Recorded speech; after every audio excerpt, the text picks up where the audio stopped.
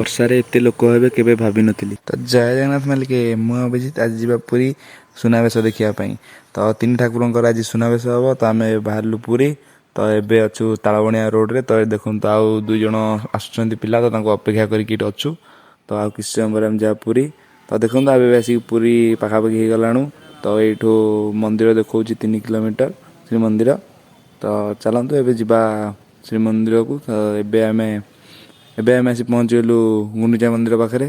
ତ ଦେଖନ୍ତୁ ଗୁଣ୍ଡିଚା ମନ୍ଦିର ଏଇଭଳି କିଛି ଥିଲା, ବନ୍ଦ ହେଇଯାଇଥିଲା ମନ୍ଦିର।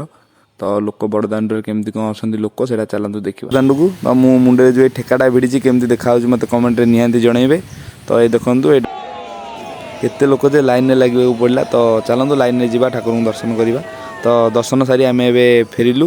ତ ବହୁତ ଲୋକ, ଜାମ୍ ବହୁତ ଥିଲା, ବର୍ଷାରେ ବି ବହୁତ ଓଦା ହେଇଗଲାଣୁ। ତ ଚାଲନ୍ତୁ ଯିବା ଏବେ ସେଇ ଗୁଣ୍ଡିଚା ମନ୍ଦିର ପାଖକୁ।